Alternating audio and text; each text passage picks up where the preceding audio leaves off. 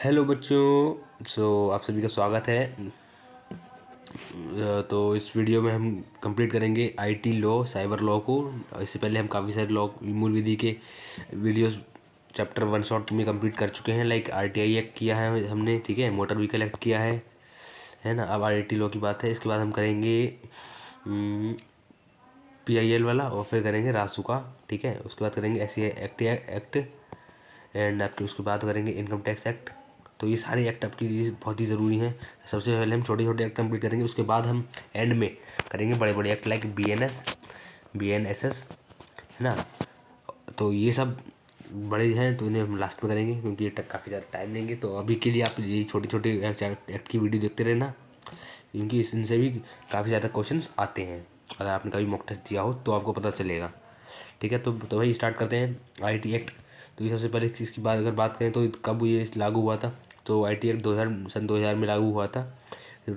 Falls under residuary list के अंदर पड़ता है, ठीक है। दूज रेजिडोरी लिस्ट में क्या होता है, Dooj which does not come in any list. 17 अक्टूबर 2000 को लागू हुआ था। एंड रेजिडोरी लिस्ट कौन सी में आती है, आर्टिकल 248 में आती है। Parliament has right to make laws for it this act, okay. तो मैं रेजिडोरी लिस्ट आपको समझाता हूँ पहले क्या होती है। तो देखो, हमने 3 तरह की लिस्ट पढ़ी है शेड्यूल 7 में। कौन सी, यूनियन लिस्ट, और फिर स्टेट की लिस्ट, और कंकरेंट लिस्ट, ठीक है। तो अब एक एक कुछ सब्जेक्ट और बच गए थे हमारे बाद में जब नए आए थे, तो उसको हमने इन तीनों में लिस्ट में नहीं डाला। उसके लिए हमने अलग से लिस्ट बनाई, आर्टिकल 248 के अंदर रेजिडोरी लिस्ट। इसमें हमने वो सब सब्जेक्ट्स डाले जो कि हमने इन तीनों में नहीं डाले थे। जैसे कि किसी ने नहीं सोचा था आज़ादी के वक्त कि आगे चल के एआई आएगी, कंप्यूटर आएगा, तो उसके लिए भी हमें कानून बनाने पड़ेंगे। तो वो सब कानून जो फिर हमने रेजिडोरी लिस्ट में बनाए हैं अलग से। और इस पर जो काम करती है, इस पर केंद्र सरकार काम करती है, यूनियन का काम चलता है बेसिकली, ठीक है। तो ये आईटी लॉ इसी के अंदर आते हैं। अब तो आपको समझ में आ गया होगा रेजोल्यूट लिस्ट क्या होती है। और अगर मैं आपको बात बताऊं कि इसके अंदर चैप्टर कितने होते हैं, तो भाई 13 चैप्टर होते हैं इसके अंदर, सेक्शन 90 होते हैं, एंड 2 शेड्यूल होते हैं। तो भाई ये इस चीज़ों को अपने दिमाग में अच्छे से बैठा लीजिए कि 2 schedule, 90 sections and 13 chapters, okay. तो हम सारे सेक्शन के बारे में बात करेंगे, मतलब सारे नहीं, जो मोस्ट इंपॉर्टेंट वाले हैं सिर्फ उन्हीं के बारे में बात करेंगे, क्योंकि सारे 90 के 90 सेक्शन याद करना आपके लिए काफ़ी टफ चीज़ है और प्रैक्टिकल भी नहीं है। तो हम बस वही को पढ़ेंगे जिसको एग्ज़ाम में आने के बहुत ही ज़्यादा मैक्सिमम चांसेस हैं, ठीक है। तो चलिए पहले सेक्शन 1 देखते हैं। तो सेक्शन 1 क्या है, ये तो पहला प्रीलिमिनरी है। ये जैसा बाकी सारी एक्ट में है वैसा ही इसमें भी है, प्रीलिमिनरी है। इसमें इसका बस इंट्रोडक्शन दे रखा है। क्या दे रखा है, बस 3 चीज़ें दे रखी है, name of the act, extent, और date of came into effect. Section 1 में सिर्फ ये 3 चीज़ें दे रखी होती हैं। ज़्यादातर एक्ट जितने भी हैं सब में यही है। तो नेम ऑफ एक्ट क्या है, आईटी एक्ट 2000। एक्सटेंट क्या है, वो whole India, plus any violation of act outside of India. ये भी एक नई चीज़ है इसमें, कि अगर इंडिया के बाहर भी किसी भी चीज़ का वायलेशन होता है तो उसे जो है सज़ा इंडिया के कानून के हिसाब से मिलेगी। अगर इंडिया पे होता है, मान लो कि इंडिया में आप रह रहे हो, ठीक है, बाहर का कोई बंदा, अमेरिका का कोई बंदा आपके यहाँ पे कोई सिस्टम इंडिया के, मान लो किसी भी डिपार्टमेंट में कुछ हैकिंग वगैरह का अटैक करता है और बाद में वो पकड़ा जाता है, तो उसे जो सज़ा मिलेगी वो इंडिया के कानून के हिसाब से मिलेगी। तो ये है इसका मतलब। और ये date of come into effect कब है, ये 17 अक्टूबर 2000 को ये इफेक्ट में आया था ये लोग, ठीक है। तो ठीक है, ये सब अब चलिए आगे देखते हैं। सेक्शन 2 में क्या है, डेफिनेशन 2 में 2 हैं, 2 के 1 का ए और 2 के 1 का डी। बी और सी आपको याद नहीं करना है, वो फालतू है। ए और डी याद करना, ठीक है। ए में क्या है, access to computer, illegal entry, और डी में क्या है, एफिक्सिंग इलेक्ट्रॉनिक सिग्नेचर। अगर कोई बंदा किसी भी कंप्यूटर में गलत तरीके से एक्सेस करता है तो वो सेक्शन 2 के फर्स्ट के ए के अंदर आता है, ठीक है। और अगर कोई आपको इलेक्ट्रॉनिक सिग्नेचर लगाता है तो 2 1 के डी। इलेक्ट्रॉनिक सिग्नेचर कुछ नहीं होता है, बस एक तरह का आपके डिजिटल सिग्नेचर होते हैं। जैसे कि आप कॉपी पे सिग्नेचर करते हो, ऐसे ही भाई मान लो मैं आपने सिग्नेचर की है, मान लीजिए ये सिग्नेचर किया, ठीक है। ये आपका अब ये डिजिटल स्क्रीन में किया है मैंने सिग्नेचर, अब इसको आप स्कैन करके जो है कहीं भी यूज़ कर सकते हो। और इस सिग्नेचर का वो वेरीफाई हो जाता है तो आप फिर किसी भी अकाउंट का एक्सेस ले सकते हो। तो इसी को बोलते हैं डिजिटल सिग्नेचर। बट ये आप ऐसे नहीं ले सकते, इसमें कुछ पासवर्ड वगैरह लगे होते हैं इसको एक्सेस करने के चक्कर में। तो उस पासवर्ड वगैरह को हैक करना काफ़ी टफ होता है। तो उसकी डेफिनेशन दे रखी है 2K 1K में, ठीक है। सो ये आपने पढ़ लिया। आगे देखते हैं अब इसमें दो चीज़ें आपको देखेंगे, क्रिप्टोग्राफी और स्टेगनोग्राफी। इन दोनों में क्या डिफरेंस होता है? तो वही क्रिप्टोग्राफी होती है the art of practice of encrypting information. किसी भी इंफॉर्मेशन को इनक्रिप्ट करने की जो आर्ट होती है उसको क्रिप्टोग्राफी बोलते हैं। जैसे कि इसका मैं एक बहुत ही अच्छा एग्जाम्पल बताता हूँ। जैसे आपने अपने दोस्त को मैसेज भेजा हेलो, ठीक है, ये आप सेंडर हो, आपका दोस्त ये है, वो कौन है? रिसीवर। ठीक है, आपने किस पे भेजा? ये हेलो व्हाट्सएप पे भेजा मान लो। तो वो व्हाट्सएप पे ऐसा नहीं जाता कि व्हाट्सएप हेलो के हेलो यहाँ पहुँच गया इसने हेलो पढ़ लिया, नहीं। ये जो है हेलो, व्हाट्सएप के अंदर कोई इंक्रिप्शन टेक्निक को एल्गोरिदम होती है इंक्रिप्शन वाली। तो अब वो हर प्लेटफॉर्म के हिसाब से अलग अलग होती है। अब वो हेलो को अपने इंक्रिप्शन में, वो इंक्रिप्शन टेक्निक किसी को पता नहीं होती है, ठीक है। अब मान लो व्हाट्सएप की हम जो गैस करते हैं अपनी मर्ज़ी से मान लेते हैं कि उसकी टेक्निक जो है वो ये है, हेलो के जो पोजिशनल वैल्यू है लाइक 8, चलो ये भी नहीं, एच को वो लिख देगा, मान लो ऐसे लिख देगा एच को उसने ये लिख दिया, उसके अंदर जो इंक्रिप्शन टेक्नोलॉजी है उसके हिसाब से। ई को उसने कुछ ये लिख दिया है, एल को उसने लिख दिया मान लो ये लिख डॉलर से, और ओ को लिख दिया उसने 529, ऐसा करके भेज दिया। अब इसको उसने थोड़ा सा आगे पीछे कर दिया और फिर पहुंच गया रास्ते में। पूरे आपका ये जो बात है बीच में, इसमें जो मैसेज हेलो ऐसे नहीं जाएगा, उसमें ये कोड की फॉर्म में जाएगा। इससे अगर रास्ते में कोई हैकर आपका मैसेज यहाँ से चुरा भी लेता है ना, तो उसको हेलो पता नहीं चलेगा, उसको ये कोड मिलेगा। अब वो कोड को डिक्रिप्ट कैसे करेगा वो उसके ऊपर डिपेंड करता है। तो इसलिए ये इसको बोलते हैं इंक्रिप्शन। जब ये बट अगर ये मान लो नहीं जाता किसी भी हैकर के पास, ये डायरेक्ट आपके दोस्त के पास जाता है, तो वहाँ पर ये जब जाएगा ना, तो वही जिस एल्गोरिथम ने इसको इनक्रिप्ट किया है वही इसको यहाँ पर डिक्रिप्ट करेगी जैसे, और फिर डिक्रिप्ट करके वापस से हेलो इसे दिखाई देगा आपके दोस्त को ये कोडिंग नहीं दिखेगी। तो ये होती है टेक्नोलॉजी इंक्रिप्शन की, ठीक है। मैंने आपको डीप में पढ़ा दी। अब ऐसी ही जो चीज़ होती है वो होती है स्टेगनोग्राफी। स्टेगनोग्राफी क्या होती है? तो वो उसको एक बार देखते हैं। Practice of hiding a secret message within another ordinary file to conceal the information. यानी कि एक सीक्रेट मैसेज को हम दूसरी फाइल के अंदर छुपा देते हैं। जैसे कि आपका ये कोड है, कोड की ये फाइल है कोड, ठीक है, इसको आपको अपने दोस्त को भेजना है सीक्रेट तरीके से। तो आपने क्या किया, जैसे कि आप ऐसे समझो, जब आप कभी बाज़ार से जाते हो एटीएम कार्ड से पैसा निकालने, तो आप अपने एटीएम को कहाँ छुपा के रखते हो? एक पर्स के अंदर, ठीक है। उस पर्स को कहाँ रखते हो? अपनी जेब के अंदर।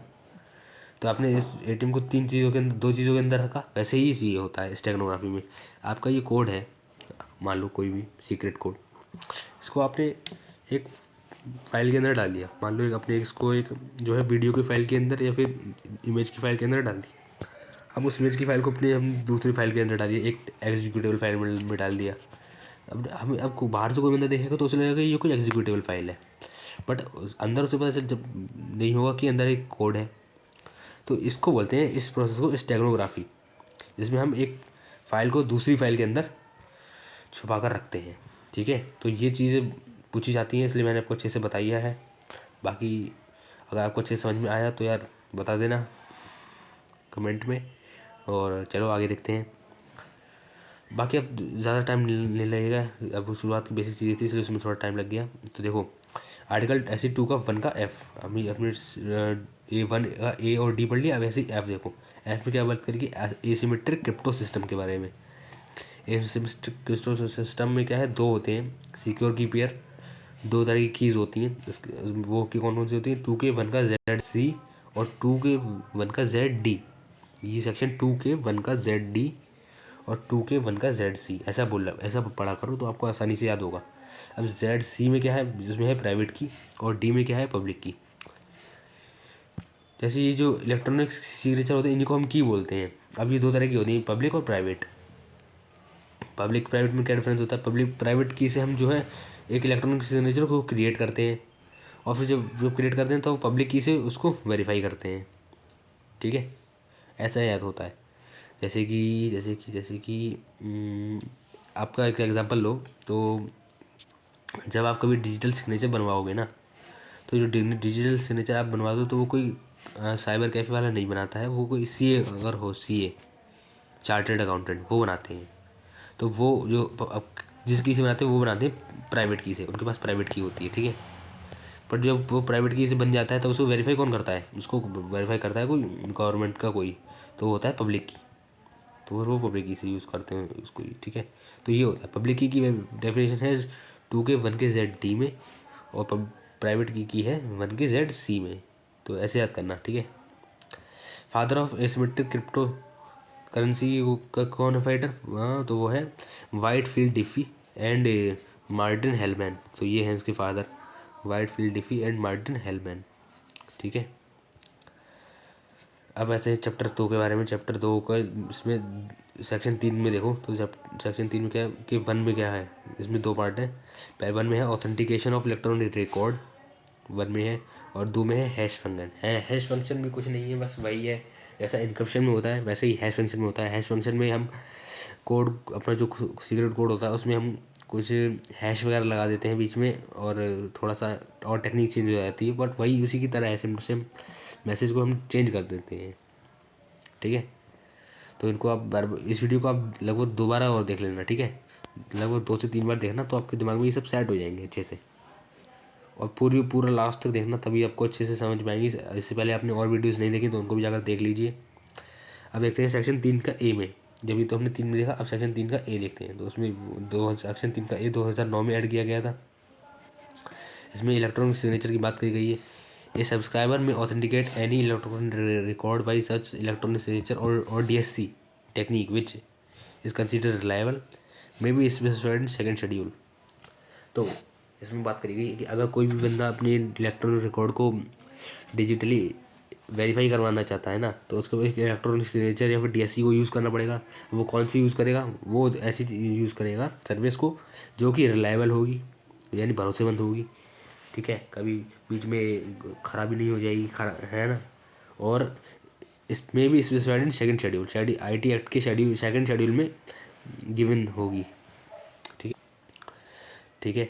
अब देखते हैं चैप्टर 4 में आते हैं। तो चैप्टर 4 में कुछ नहीं है, ई गवर्नेंस के बारे में बात करी गई। ई गवर्नेंस वही होता है, एक सर्विस तरीके की सर्विस होती है, जिसमें पहले क्या करती थी, पहले हमें गवर्नमेंट में कुछ भी सर्विस करनी है, सरकार की कोई भी सुविधा का लाभ लेना है, तो हमें ऑफलाइन फॉर ऑफिस में जाना पड़ता था, फॉर्म भरने पड़ते थे, लाइन लगानी पड़ती थी काफ़ी लंबी सी, फिर नंबर लगवाना पड़ता था उसमें, है ना। आज नहीं फिर कल, ऐसा बहुत ही ज़्यादा टाइम वेस्ट होता था, बहुत ही ज़्यादा पैसे वेस्ट होते थे, है ना। और बहुत ही ज़्यादा प्रोडक्टिविटी भी कम थी। तो बट उसको अब चेंज करने के लिए ई गवर्नेंस आ गया है। ई गवर्नेंस में यही सारे काम आपको ऑनलाइन घर पे बैठे मिल जाते हैं। ऑनलाइन घर पे आप बैठे खुद ही कर सकते हो, जैसे कि ई पैन कार्ड बनवाना हो, आप पैन कार्ड खुद ही बना सकते हो। ई वोटर कार्ड बनाना, वो भी खुद ही बना सकते हो। और ATM कार्ड चाहिए तो वो भी आप खुद ही बना सकते हो, डेबिट कार्ड वगैरह, है ना। ड्राइविंग लाइसेंस चाहिए, वो भी आप खुद ही ऑनलाइन अप्लाई कर सकते हो वेबसाइट पर। ये सब किसके अंदर आते हैं, ई गवर्नेंस के अंदर, ओके। तो ये कौन से में, ये चैप्टर 4 में है भाई। ये बहुत ही ज़्यादा इंपॉर्टेंट चीज़ है, ई गवर्नेंस। ज़रूर पूछेगी सरकार, इतनी मेहनत कर रही है अगर, तो पूछेगी, ठीक है। अब ये चैप्टर 4 के अंदर सेक्शन 4 आता है। तो सेक्शन 4 में क्या बात करेगी, legal recognition of electronic records को लीगल रिकॉग्निशन दी जाए। यानी कि आप जो इलेक्ट्रॉनिक बनाओगे, घर से डॉक्यूमेंट जो बनाओगे और एक जो ऑफिस से डॉक्यूमेंट बनाएगा, दोनों की वैल्यू बराबर ही है। इसका मतलब ये है, एक बंदा ऑफिस में जाके घंटों लाइन में रख के अपना पैन कार्ड बनवाता है, ठीक है। एक बंदा अपना ऑनलाइन घर पे खुद ही बना लेता है, तो वो दोनों की वैल्यू बराबर ही है। कोई ऐसा नहीं है कि ऑनलाइन वाला नहीं चलेगा, जैसा कुछ होता है ना। और बट इसमें एक चीज़ और है, government cannot force anyone to e governance. Government को फोर्स नहीं कर सकती ई गवर्नेंस पर जाने के लिए। जिस व्यक्ति को अगर नहीं मन करता है कि वो ऑनलाइन बनवाए, तो वो आराम से ऑफलाइन जाकर भी बनवा सकता है, ठीक है। गवर्नमेंट को दोनों सर्विसेज अवेलेबल करवानी होंगी, ऑफलाइन वाली भी और ऑनलाइन वाली भी। अब ये ठीक है, तो ये बात है इसमें। अगर सेक्शन 6, 7, 8 की बात करें तो ये तीनों एक ही बात को कह रहे हैं। वो ये कह रहे हैं, provided that where any rule, regulation, order by law, notification और any other matter is published in official gazette, the date of publication shall be deemed to be the date of the gazette which was first published in any form.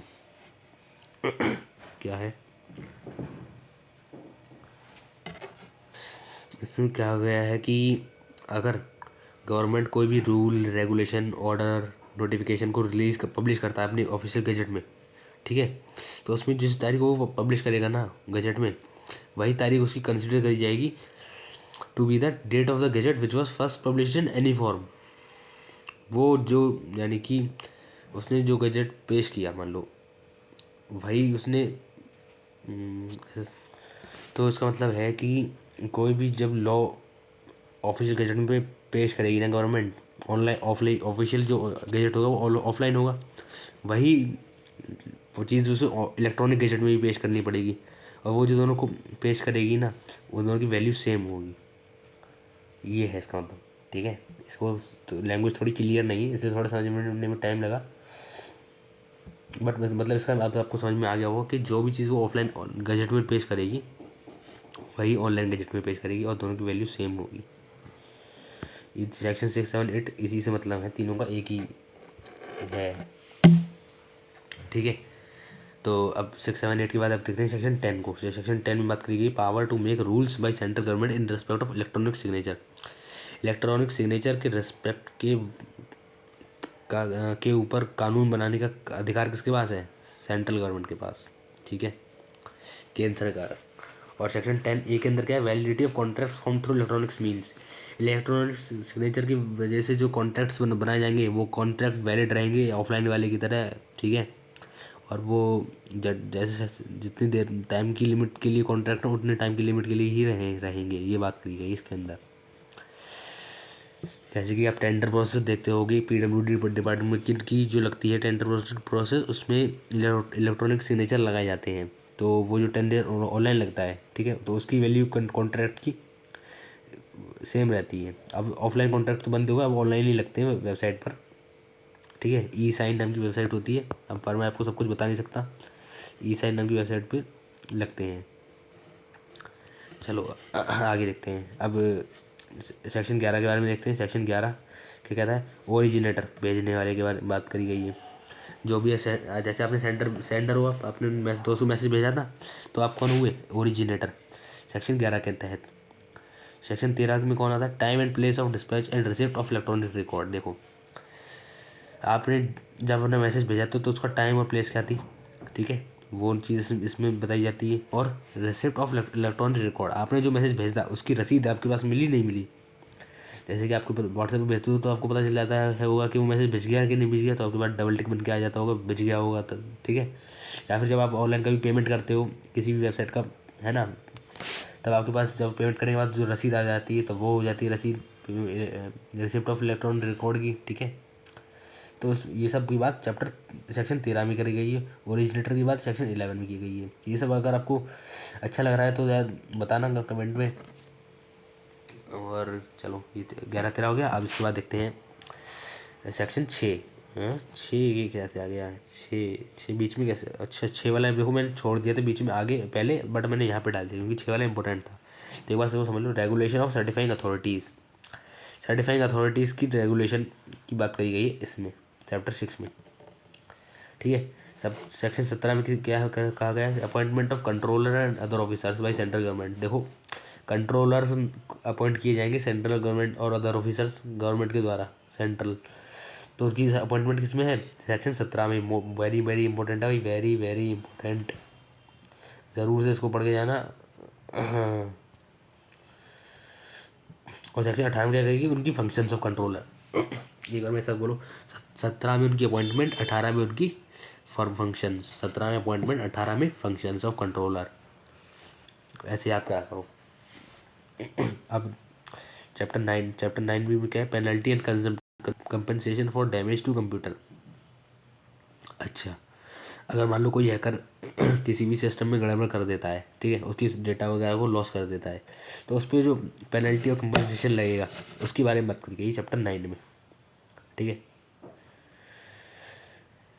समझ में आ गई?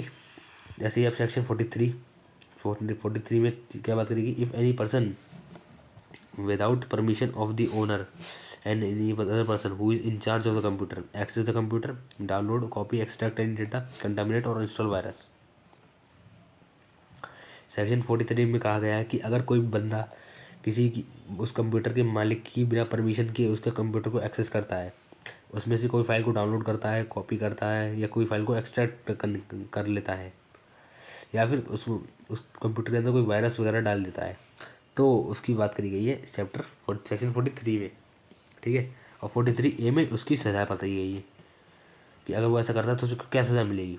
43A में compensation for failure to protect data, तो ये उस पर सज़ा मिलेगी उसको। ये आपको लग रहा होगा कि कैसे रटेंगे इतना सारा, but trust me, if you do revision for at least 3 days, ठीक है, आपको सब समझ में आ जाएगा। 3 दिन तक बस लगातार पढ़ते रहना। आप इसको नोट्स बना लीजिए, अपनी कॉपी में लिख लीजिए सेम टू सेम, फिर आपको सब पता चल जाएगा। अदरवाइज़ आप ही इस वीडियो को देख लेना आप लगभग 3 बार, तो आपको अच्छे से उससे भी समझ में आ जाएगा। ये 43 में देख लिया। अब देखते हैं सेक्शन 45 के बारे में। 45 में बात करेगी रेजिडोरी पेनल्टी के बारे में। रेजिडोरी पेनल्टी क्या होती है भाई?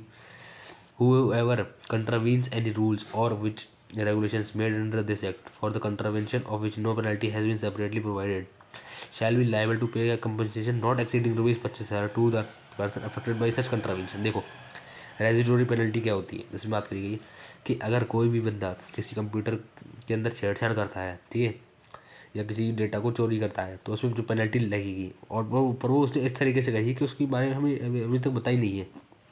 जितने भी हमने कानून बताए उसमें उस पेनल्टी के बारे में नहीं, मतलब उस पर्टिकुलर सज़ा के बारे में नहीं बताया है। तो उस केस में उस पर फाइन जो लगेगा 25,000 से कम का फाइन लगेगा, ठीक है, to the affect by such contravention. अगर आपको समझ में नहीं आया तो एक बार उसे दोबारा पढ़ो एक बार। Whoever contravenes any rules or prohibition made under this act, for the contravention of which no penalty has been separately provided, ठीक है। आप किसी ने बंदे ने अगर ऐसा कोई कंट्रवेंशन किया है जिसके लिए हम एक्ट में सेपरेटली कुछ बताया नहीं गया है प्रोविज़न, ठीक है, तो उस केस में आप पे जो है फाइन 25,000 से रुपये से कम तक का लगेगा। बस ये है, मतलब कुछ पर्टिकुलर क्राइम की तो सज़ा बता रखी है कि जो है ऑनलाइन ट्रैफिकिंग के लिए इतना फाइन लगेगा, है ना, और सोशल अब्यूज़ के लिए इतना फाइन लगेगा, फिशिंग के लिए इतना फाइन लगेगा, है ना, बट कुछ की नहीं बता रखी, तो उसमें बस यही है 25,000 से कम का फाइन लगा दो, तो बस। तो 45 भी देख लिया। अब देखते हैं 46 को। 46 में बात करेगी power to adjudicate any officer not below the rank of a director to the government of India or any equivalent officer of a state government to be an executing officer for holding an inquiry in the manner prescribed by government of India। देखो जब ऐसा कोई attack होगा ना, cyber attack, तो उस case में जो भी बनेगा हमारा ऑफिसर बनेगा जिसका डायरेक्टर, तो वो एक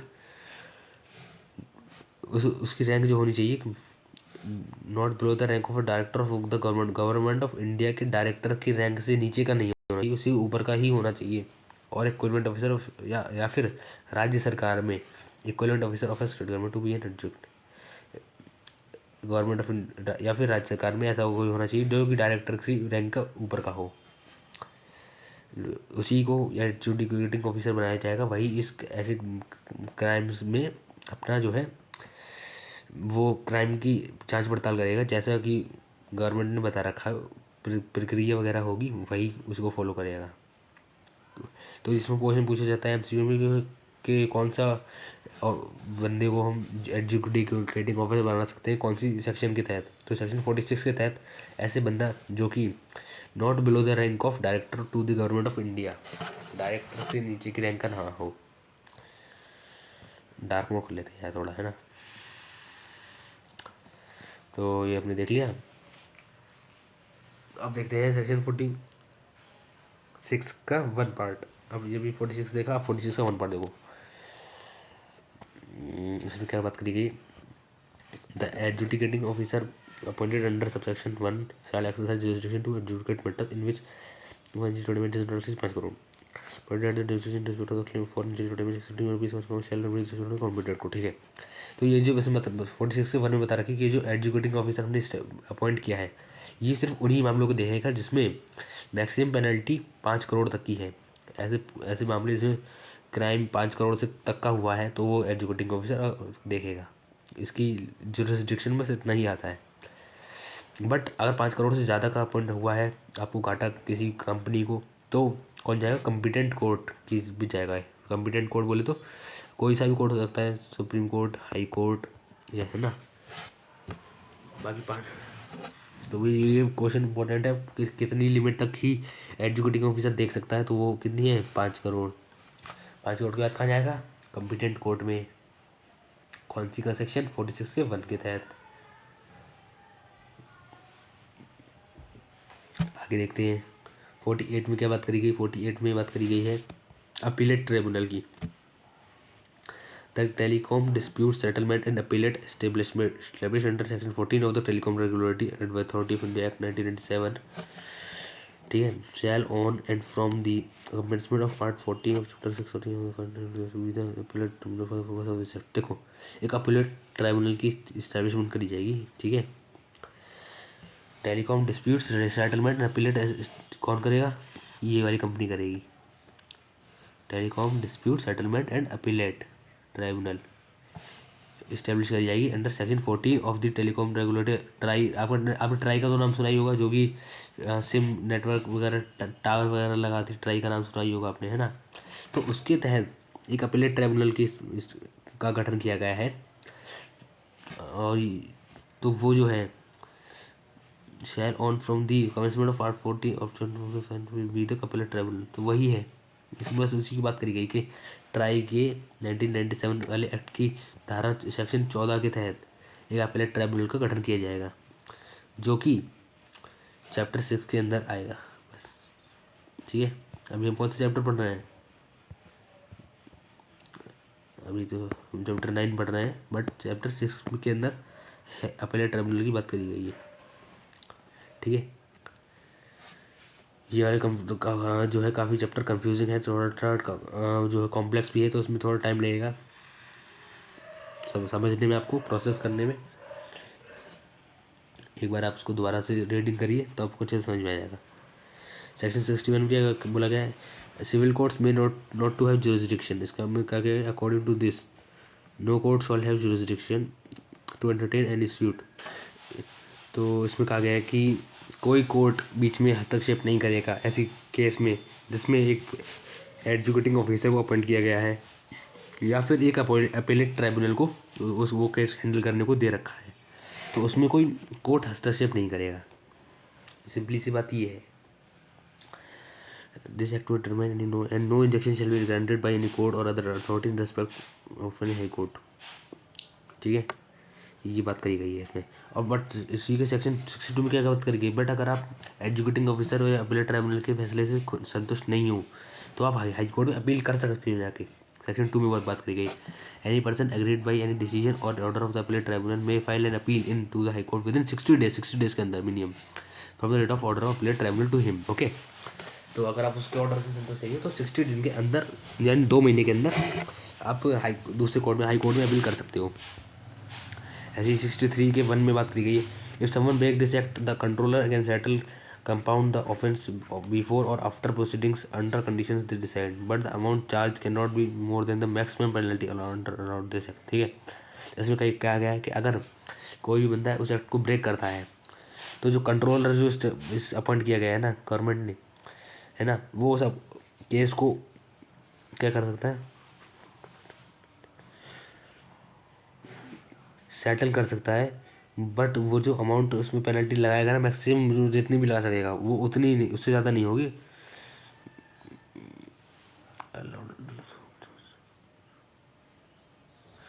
मतलब जितना भी अमाउंट चार्ज करेगा वो उस मैक्सिमम पेनल्टी से ज़्यादा नहीं होना चाहिए जितना उस एक्ट के अंदर बता रखा है।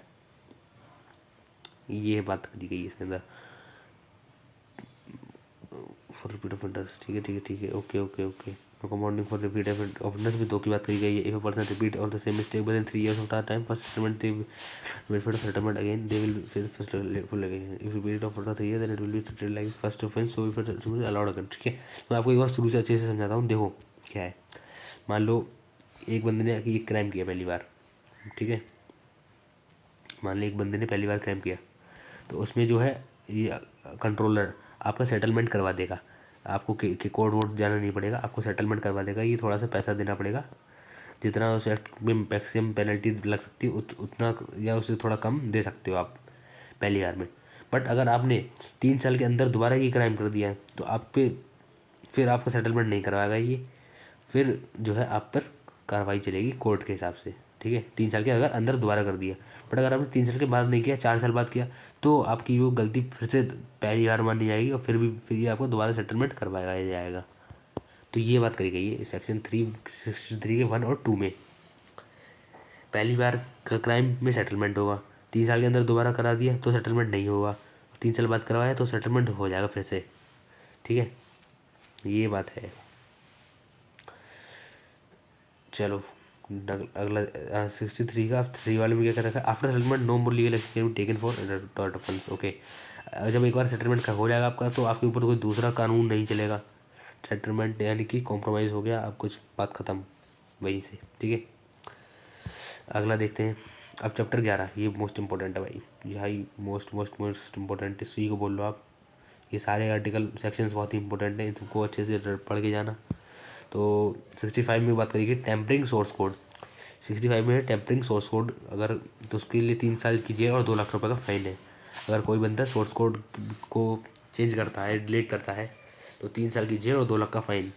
66 के अंदर क्या है, कंप्यूटर रिलेटेड ऑफेंस, तो इसमें 3 साल की जेल और 5 लाख का फाइन कंप्यूटर रिलेटेड ऑफेंस में। 66 का एम क्या है, punishment for sending offensive messages through communication service etcetera. Single vice union of India case में अनकॉन्स्टिट्यूशनल डिक्लेयर कर दिया, उसको खत्म कर दिया 66 ए को। बहुत बार पूछा जाता है कि 66 ए में क्या हुआ, तो इसमें बात करी गई कि अगर आप किसी को थोड़ा सा ऑफेंसिव मैसेज भेजते हो किसी भी व्हाट्सएप सोशल मीडिया पे, तो आप पर जो है पनिशमेंट मिलनी थी उसकी। बट सीरिया सिंगल वाइस इस वाले union of case India case में इसको 66 ए को ख़त्म कर दिया, और ऐसा कुछ नहीं है। अब आप किसी को ऑफेंसिव मैसेज भेज सकते हो, बट पर अब वो ऑफेंसिव भेजोगे, बट अभी भी आप पे कार्रवाई हो जाएगी। कौन सी? अब आप पर हो जाएगी डिफेमेशन का केस। हाँ, है ना, डिफेमेशन का केस आपने जानते हो सर, होगे मानहानि। तो उसमें आप किसी को ऑफेंसिव मैसेज भेजोगे तो आप पर वही वाला केस लग सकता है आराम से। अगर आप उस बंदे ने आपका स्क्रीनशॉट वगैरह ले लिया तो आराम से लग जाएगा। तो इसके ठीक है। 66 का बी में क्या बात करें कि punishment for dishonestly receiving stolen computer resources और कम्युनिकेशन डिवाइसेस। अगर आप किसी भी किसी के मोबाइल कंप्यूटर को डिवाइस को इलेक्ट्रॉनिक डिवाइस को चोरी कर लेते हो, जैसे चोर बाज़ार में दिल्ली के आपको सस्ते में मोबाइल मिल जाते हैं आईफोन वगैरह, तो वहाँ से आपने देखे हुए, अगर वो आप पकड़े हुए पाए जाते हो या यूज़ करते हुए भी पाए जाते हो ना, तो आप पे 3 साल की जेल और 1 लाख रुपए का फाइन लगेगा। ठीक है, ऐसे ही 66 के सी में क्या बात करेगी, पनिशमेंट फॉर आइडेंटिटी थेफ्ट। अगर आप आइडेंटिटी किसी की चुरा के बात करते हो, ठीक है, तो उसमें आपको 3 साल की जेल और 1 लाख रुपए का फाइन, आइडेंटिटी थेफ्ट। ठीक है, और 66 का डी में है identity cheating by impersonation by computer के द्वारा, तो इसमें भी 3 साल की जेल और 1 लाख रुपए का फाइन। पर्सोनेशन क्या होता है? पर्सोनेशन होता है किसी की पर्सनैलिटी चुरा ली, अपने पर्सनल आइडेंटिटी चुरा ली। जैसे कि मान लो आपने एक आईडी बनाई फेसबुक पे, उसके किसी के भी नाम से, मान लो आपने पीएम नरेंद्र मोदी के नाम से अपने जो है आईडी बना दी, आपने अपने किसी भी को मैसेज भेज दिया और कहा कि वो आईडी बिल्कुल ऐसी दिख रही है कि मान लो ओरिजिनल है, ब्लू टिक भी उसमें आ रहा है, तो आपने उससे जितने भी फ्रॉड काम किए उस आईडी से, और वो बाद में पकड़े जाएंगे ना, तो आप पे यही धारा लगेगी इम्पर्सोनेशन वाली, और आपको यही साल की सज़ा मिलेगी, 3 साल की जेल और 1 लाख रुपए का फाइन। तो ये है, जब मैं आपको एग्जाम्पल से ऐसे समझाता हूँ ना रियल लाइफ, तब आपको अच्छे से समझ में आता होगा मेरे हिसाब से। 66 के ई में क्या रखा, ई में बोल रखा है वायलेशन ऑफ प्राइवेसी। अगर आप किसी की प्राइवेसी को हर्ट करते हो, अगर आप किसी के फ़ोटोज़ को खींच लेते हो उसे बिना बताए, किसी की वीडियो कहीं पे बना के डाल देते हो कैसी भी, तो आपको लगेगी इस तरह, और इसमें 3 साल की जेल और 2 लाख रुपए का फ़ाइन। ठीक है, इसमें फ़ाइन हमारा डबल हो गया, 1 लाख से 2 लाख का हो गया। ठीक है, और 66 के एफ में बोल रखे for cyber terrorism. Cyber terrorism like trafficking है ना, एक्सटॉर्शन वगैरह की जितने भी केसेस हैं हैकिंग के, इसमें आपको लाइफ टाइम जेल मिलती है। इसमें फ़ाइन नहीं लगता, लाइफ टाइम जेल, उम्र कैद। और ये अभी 66 के साथ पढ़ लिया। अब 67 में देखो, 67 में 3 चीज़ें हैं, 67 का ए और 67 का बी। 67 की मैं बात करेगी publishing obscene material in digital form. अगर आपने किसी भी बंदे ने कोई ऑब्सीन अभद्र मटेरियल डिजिटल फॉर्म में अपलोड किया किसी भी वेबसाइट पे, किसी भी प्लेटफॉर्म पर, तो पहली साल बार उसने जब किया तो उसे 3 साल की जेल मिलेगी और 5 लाख रुपए का फाइन मिलेगा। ठीक है, इसके बाद भी उसने नहीं माना, दोबारा किया उसने, तो उसे 2 साल की जेल, 5 साल की जेल मिल जाएगी और एक्स्ट्रा, और 10 फाइन भी डबल मिलेगा, 10 लाख रुपए का फाइन लगेगा अलग से। ठीक है, ये और 67 का ए में क्या है, punishment for publishing transmitting of material containing sexually explicit act in electronic form. अगर कोई भी बंदा ऐसे चीज़ों को शेयर करता हुआ पाया गया, फैलाता हुआ पाया गया, पब्लिश करता हुआ पाया गया, ठीक है, तो उस पर क्या लगेगा, पहली बार में 5 साल की जेल और 10 लाख का फाइन, फिर दूसरी बार में 7 साल की जेल और फाइन 10 लाख का ही, फाइन इसमें चेंज नहीं हुआ। ठीक है, और 67 की बी में क्या है, इसमें है चाइल्ड पोर्नोग्राफी। तो इसमें पहली बार में 5 साल की जेल और 10 लाख रुपए का फाइन, दूसरी बार में 7 साल की जेल, 10 लाख रुपए का फाइन। तो 67 के ए और बी में तो देखो पनिशमेंट सेम ही है, 5 साल और 5 साल और 10 लाख दोनों सेम ही है। ठीक है, तो ये तो बस आपको याद करनी नहीं है। बट पहली बार में 67 में ये है बस 3-5-5-10, 3-5-5-10 इधर है, और 5-7 और 10-10 तो इधर सेम ही है। ठीक है, तो ये अपना 60 वाले मोस्ट इम्पोर्टेंट आर्टिकल थे ये सारे, 66 और 67 वाले। इनको अच्छे से दोबारा से पढ़ लीजिए, 10-20 सेकंड वीडियो को बैक कर लीजिए, दोबारा से एक बार सुन लीजिए। अब आपका आखिरी चीज़ रह गई, इसके बाद अपना ख़त्म हो जाएगा, बस ये इतना रह गया है। चैप्टर 11, तो क्या है इसका 67 का सी। अब 67 का ए भी तो हमने पढ़ लिया, अब सी भी है। इसमें क्या है, उसमें prevention and retention of information by intermediaries, any intermediary who contribute the provision of this act shall punish jail for 3 years and fine.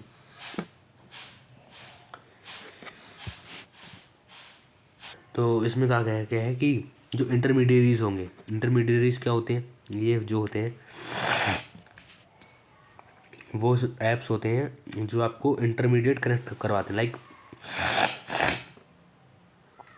Sender को रिसीवर से कौन कनेक्ट करता है, बीच में कौन होता है, इंटरमीडिएट। अब वो इंटरमीडिएट कुछ भी हो सकता है, WhatsApp, Telegram, social media, Instagram, Facebook, तो ये सारे होते हैं इंटरमीडिएट। इसमें गवर्नमेंट ने बताया है कि इन इंटरमीडिएट को कुछ इन्फॉर्मेशन अपने सभी यूज़र्स की अपने कंप्यूटर में सेव करनी है, जैसे कि उनके कॉल लॉग, ठीक है, उनके मैसेजेस, उनकी कॉल हिस्ट्री, ये सब उसको कुछ टाइम के लिए सेव करनी रखनी पड़ती है, सभी की जितने भी यूज़र्स हैं। और अगर वो ऐसा सेव करने में सक्सेसफुल नहीं हो पाते ना, तो उन्हें 3 साल की जेल और उन पर फाइन लगेगा, हैवी फाइन लगेगा। ये बात है इसमें 67 के सी में। अब अगर आप उसको अपनी भाषा में भी अपनी को नोट कॉपी भी लिख सकते हो, आसान भाषा में, जो आपको अच्छे से समझ में आ जाए। ठीक है, एग्जाम्पल भी लिख देना यहाँ पर।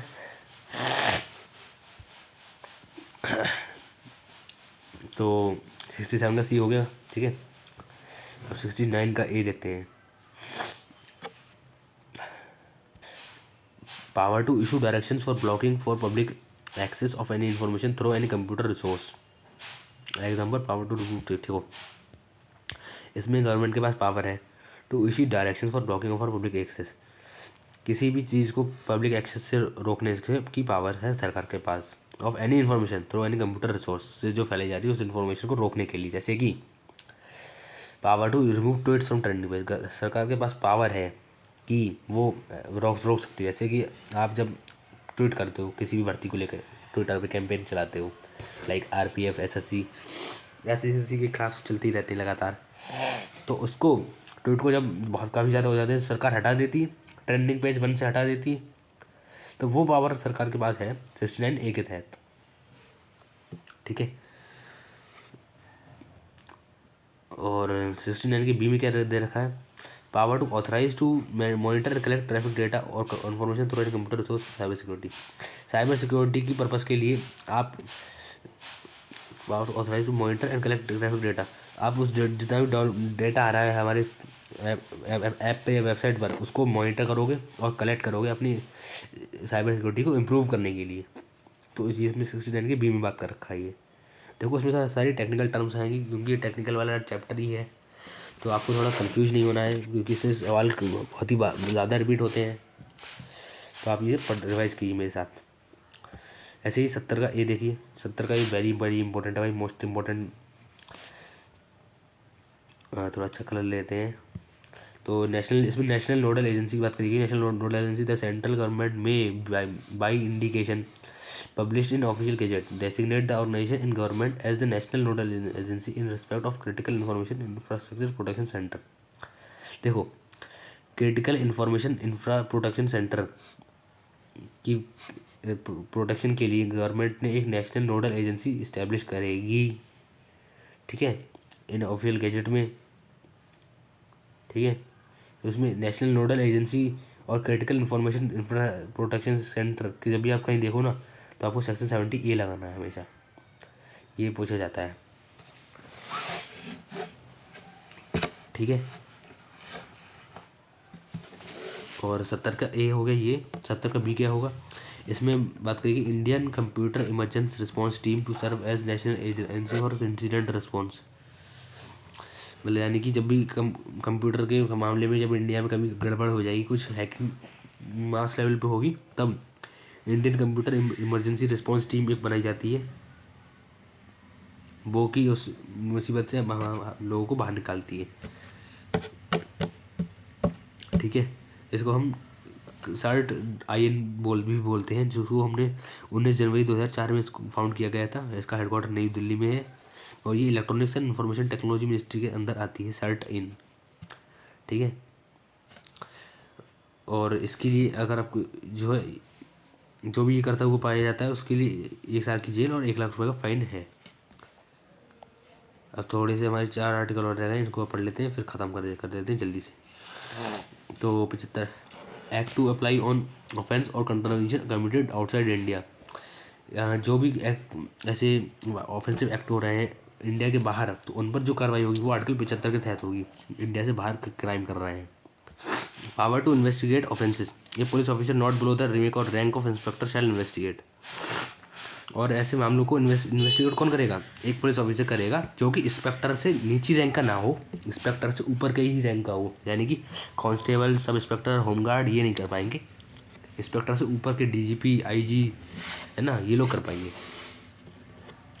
और लास्ट आर्टिकल है act to have overriding effect, यानी कि जिसका मतलब है जब एक क्राइम हुआ, ठीक है, एक इस क्राइम में 2 सज़ा हैं, एक अपने कानून संविधान के हिसाब से, एक है IT एक्ट के हिसाब से। तो जब उसमें सज़ा कौन सी वाली मिलेगी, तो IT एक्ट वाली मिलेगी। IT एक्ट की ओवर राइडिंग इफेक्ट है, यानी कि ये दूसरी वाली सज़ा को ओवर राइड कर देगा, यानी इसके ऊपर से चला जाएगा और इसकी ये वाला फर्स्ट पे आ जाएगा।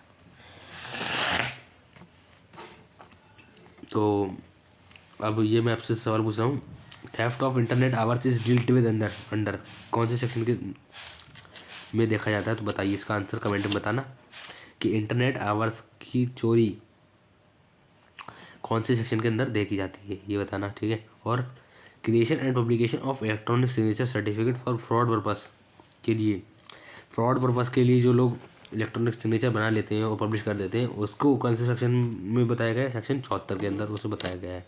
ये तो उसका आंसर तो मैंने खुद ही लिख दिया है, बट आपके पास एक क्वेश्चन है ये वाला, इसका आंसर मुझे कमेंट में बताना, ठीक है। एंड तो आज के लिए बस इतना ही। और आपको वीडियो कैसी अच्छी लगी, तो अच्छी लगी हो तो यार लाइक कीजिए एंड चैनल को सब्सक्राइब कीजिए। अगर कोई इम्प्रूवमेंट करना हो मुझे, या कुछ सजेशन देना हो आपको, या आपकी कोई डाउट क्वेरी हो, तो नीचे कमेंट बॉक्स में पूछ सकते हो। एंड टेलीग्राम की ग्रुप की लिंक दी है मैंने फ्री डिस्क्रिप्शन में, तो आप वहाँ से जाकर उससे ज्वाइन कर लीजिए। एंड और ऐसे ही मैंने जितने भी एक्ट बनाए हैं उनकी वीडियो भी जाकर देख सकते हो। ये राइट साइड में आपकी ये जो वीडियो आ रही है ये प्लेलिस्ट में आप वो देख सकते हो। लेफ्ट साइड में ये आप मॉक टेस्ट की वीडियो देख सकते हो यूपीएसआई की। ठीक है भाई, बाय।